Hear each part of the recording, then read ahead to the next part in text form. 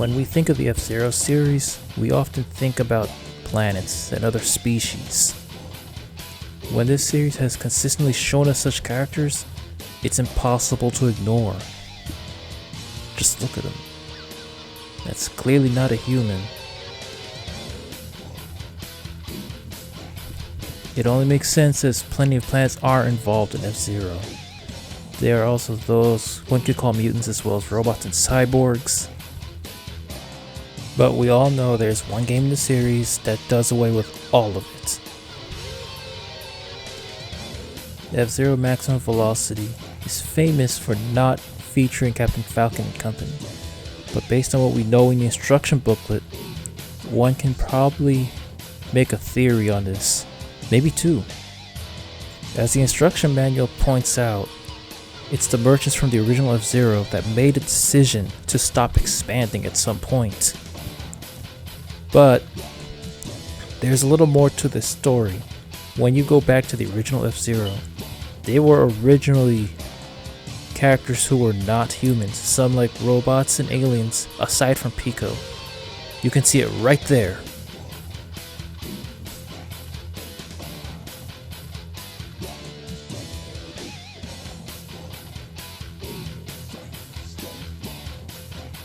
When you go back to Maximum Velocity, one of the important venues is Bianca City.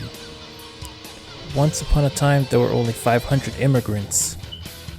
But one day, they discovered extremely pure titanium, a precious resource in the universe. The city grew, and it went from a settlement to eventually a huge metropolis. It became what Mute City used to be. It essentially took Mute City's identity away from it. So, with the merchants trying to expand their reach, they had to leave Mute City behind.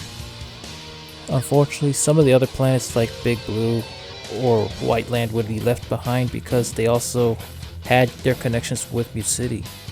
Mute City, considering that it was a place for F-Zero at the time, it was one of the best places for aliens and other non-human life forms to find some employment, at least in the F-Zero races.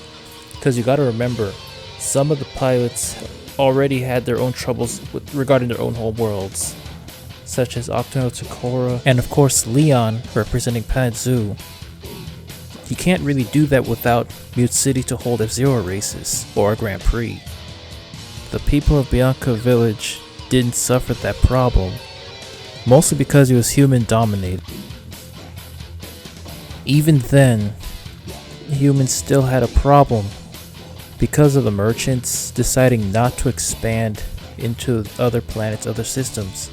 Space exploration was put on hold, and society had been so used to F-Zero that they didn't really think about the other jobs in the market.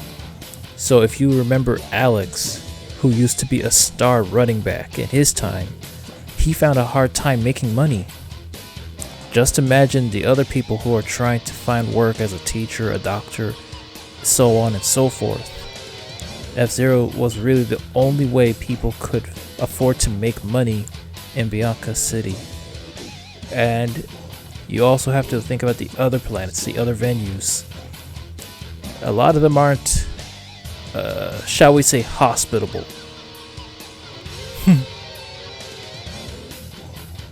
If there's any other additional thoughts regarding this theory and maybe this other sets of theories, you can always leave a comment in the comment section.